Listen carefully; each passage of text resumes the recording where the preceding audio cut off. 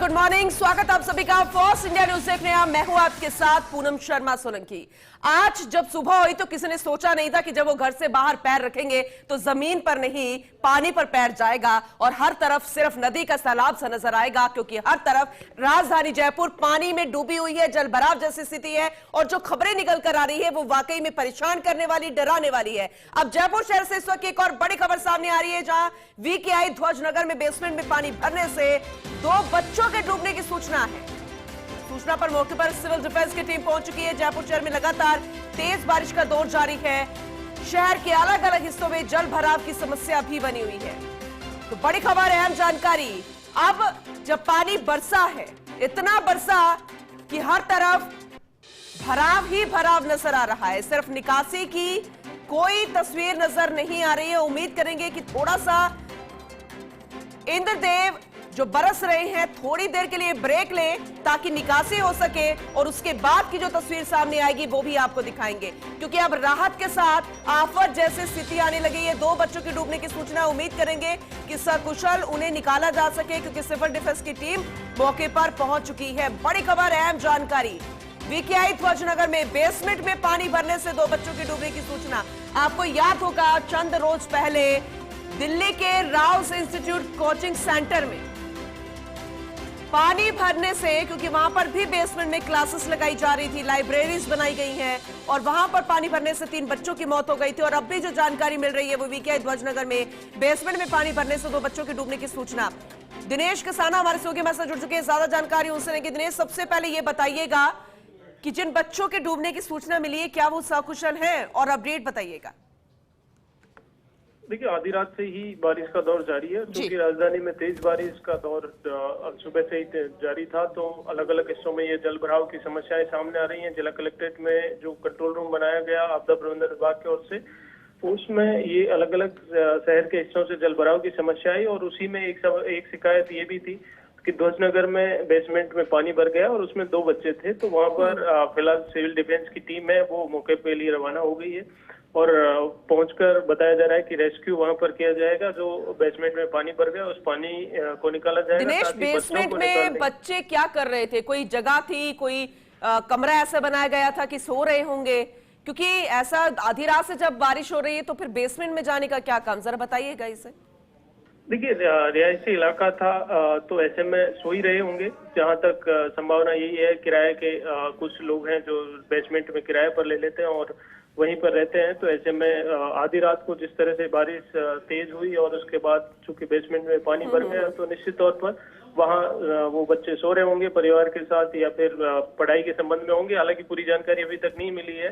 Civil defence की team मौके के लिए रवाना हुई है और बताया जा रहा है कि वहां पर पहुंचकर जो पानी निकालने की जो उपकरण है उनके साथ सिविल डिफेंस की टीम पहुंची है। तो वहां पर पहुंचकर रेस्क्यू किया जाएगा और इसके साथ ही अलग अलग हिस्सों से ये जल भराव की समस्या है। उदयपुर शहर के सड़कों पर पूरी तरह से पानी भरा हुआ है, लबालब सड़कें हैं। अलग अलग जगहों पर बेसमेंटों में बहुत सारी जगहों पर ये सामने आ रही है शिकायतें। अलग अलग जब सड़कों पर पानी आता है तो बेसमेंट अगर नीचा है तो वहां पर उसमें पानी भर जाता है। और देखिए, दिल्ली में हाल ही में जिस तरह की घटना हुई कोचिंग सेंटर में, उसके बाद अलग अलग शहरों में ये जरूर है कि लोग जागरूक हुए हैं, लेकिन आज भी तेज बारिश जब जयपुर में हुई है तो इस तरह की शिकायतें सामने आई है। हालांकि सिविल डिफेंस की टीम पहुंची है और वहां पर रेस्क्यू हुआ है।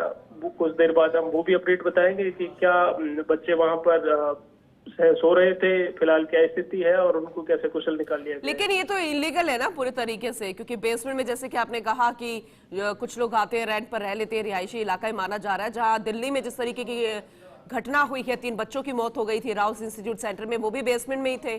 और उसके बाद फर्स्ट इंडिया का स्ट्रिंग ऑपरेशन भी था कि जो इंस्टीट्यूट बेसमेंट में क्लासेस लगा रहे हैं। लेकिन ऐसा नहीं लगता दिनेश आपको कि पूरे तरीके से राजधानी नहीं पूरे प्रदेश में देखना चाहिए कि आखिर कैसे बेसमेंट में न सिर्फ कोचिंग इंस्टीट्यूट चल रहे हैं बल्कि लोगों को रहने के लिए पूरी जगह भी दी जा रही है? तो ये तो इलीगल है।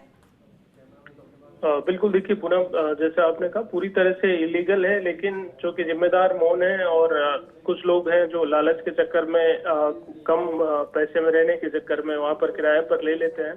तो ये किसी एक शहर की समस्या नहीं है, अलग अलग जगहों पर ये शिकायतें भी सामने आती हैं। लेकिन जब भी कोई ऐसी घटना होती है तब जिम्मेदारों की आंखें खुलती हैं। जैसे आपने कहा फर्स्ट इंडिया के कैमरे ने कल ही 2 दिन पहले वहाँ कोचिंग सेंटर्स के स्थिति बताई और उसके बाद प्रशासन भी जागा, कोचिंग सेंटर्स को वहां पर जाकर कार्रवाई की। लेकिन रिहायशी इलाकों में भी ऐसी समस्याएं हैं जहाँ बेसमेंट में जो कोचिंग करने वाले स्टूडेंट हैं, पढ़ाई करने वाले हैं, उनको या मजदूरी करने वाले हैं, उनको वहां पर बेसमेंट में अलग अलग जगहों पर ये किराए पर बना दिए जाते हैं, छोटे छोटे कमरे बना दिए जाते हैं। अच्छा, अब बताइए कि जो ये इलाका है जहां पर बेसमेंट में पानी भरने से 2 बच्चों के डूबने की सूचना है, तो ये जानकारी सबसे पहले किसे लगी, कब, कितनी देर हो गई है इस पूरी घटना को, और अभी कैसे रेस्क्यू चल रहा है? और इसके अलावा क्या वहां पर अभी भी बारिश हो रही है? कहीं बारिश की वजह से खलल तो नहीं पड़ रहा है रेस्क्यू में? देखिए, पीकेआई के ध्वजनगर की ये शिकायत थी और कंट्रोल रूम जो डिस्ट्रिक्ट कंट्रोल रूम है वहां पर ये सूचना मिली थी। और सूचना के बाद कुछ देर पहले की ये बात है, जब कंट्रोल रूम में सूचना मिली, उसके बाद सिविल डिफेंस की टीम है वो मौके के लिए रवाना हुई है। जल भराव के जो उपकरण होते हैं, चाहे मोटर पंप हो या फिर और उपकरण है जिनसे बेसमेंट का पानी निकाला जाए, वो तमाम उपकरण लेकर सिविल डिफेंस की टीम वहां पहुंची है। कुछ देर बाद वो बाकी अपडेट में हम आपको बताएंगे कि किस तरह से फिलहाल क्या स्थिति है, क्या कितना पानी बेसमेंट में भरा है और क्या बच्चों के डूबने से कोई तो नहीं हुआ है, सकुशल है। ये तमाम जानकारी है वो कुछ देर बाद सिविल डिफेंस की टीम जैसे ही पहुंचेगी और रेस्क्यू शुरू होगा वो भी जानकारी हम आपको देंगे। चलिए ठीक है, नजर बना के रखिएगा, आगे भी आपसे अपडेट लेते रहेंगे। दिनेश, फिलहाल बहुत शुक्रिया इस जानकारी के लिए। हम बस यही उम्मीद करते हैं कि वो बच्चे सकुशल हो, सही समय पर उनको रेस्क्यू करके बाहर निकाल लिया गया हो, क्योंकि अब राहत की उम्मीद की जा रही थी कि सावन में मेघ बरसे, इंद्रदेव मेहरबान हो और जलाभिषेक करे। लेकिन अब आफत की जो खबरें आ रही हैं वो वाकई में डराने वाली है। आफत कुछ इस कदर कि राजधानी जयपुर में आज सिर्फ और पानी ही पानी नजर आ रहा है। चारों तरफ आप नजर दौड़ाइए, निकासी की कोई व्यवस्था नहीं, जिसे लेकर बड़े बड़े दावे किए जाते हैं, लेकिन वो सारे दावे आज पानी में तैरते नजर आ रहे हैं। कई दीवार गिर गई है, कहीं पर कोई मकान ढह गया, किसी की छत गिर गई, किसी की कोई ना कोई ऐसी जगहों पर गड्ढे हो गए और कहीं पर आवागमन बाधित हो गया और कहीं पर बच्चों के डूबने की खबर।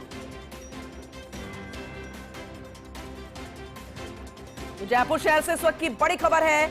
लगातार इस तरह की खबरें परेशान करने वाली है, डराने वाली है, और हम आपको सजग कर रहे हैं, आपको अलर्ट कर रहे हैं कि अभी भी अगर आप उस इलाके में जहां पर बहुत ज्यादा जलभराव होता है, थोड़ी सी बारिश में पानी पानी हो जाती है राजधानी और निकासी की कोई व्यवस्था नहीं, निचले इलाके में आप रहते हैं, तो कोशिश कीजिए आज आप जब तक बारिश नहीं रुकती, पानी नहीं निकलता वहां से, तब तक आप बाहर ना निकले। कोशिश कीजिए घर में रहने की और घर में रहकर महफूज रहिए, अपने परिवार को वक्त दीजिए अगर ये हो सकता है, संभव हो सकता है, क्योंकि आज बाहर घर से निकलेंगे तो आफत आएगी।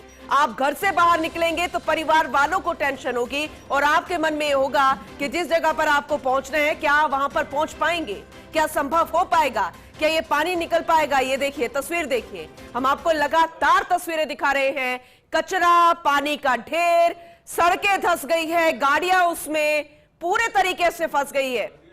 तो स्कूल का टाइम है, कॉलेज के लिए भी बच्चे निकल रहे होंगे और ऐसे में जरा सोचिए, नौनिहाल वो मासूम बच्चे या वो युवा जिनकी कोई गलती नहीं है, लेकिन ये प्राकृतिक आपदा जिसे लेकर पहले से ही सजग होने की जरूरत थी, पहले से ही नालों की सफाई की जरूरत थी, पहले से ड्रेनेज सिस्टम को मजबूत करने की जरूरत थी। लेकिन ये देख लीजिए, ये राजस्थान की राजधानी जयपुर है, जहां एक रात की बारिश में पूरे तरीके से जयपुर डूब गई है। हर तरफ पानी पानी नजर आ रहा है, चाहे जयपुर एयरपोर्ट की बात करें, रेलवे स्टेशन की बात करें, एयरपोर्ट का पोर्च एरिया घुटनों तक पानी भर गया है। पोर्च एरिया में वाहन तैरते दिख रहे हैं। अब जरा सोचिए, इंटरनेशनल एयरपोर्ट का तमगा जयपुर एयरपोर्ट को मिला है और वहां ऐसे हालात, तो जरा सोचिए निचले इलाकों में क्या स्थिति होगी, उन इलाकों में क्या स्थिति होगी जहां महज 1 घंटे में पानी भर जाता है। जरा सोचिएगा और उसके बाद, सोचने के बाद यह सवाल कीजिएगा उस प्रशासन से, उन जिम्मेदार लोगों से जिनके ऊपर यह अहम जिम्मेदारी होती है कि मानसून के समय में लोगों को राहत मिले, ना कि आफत।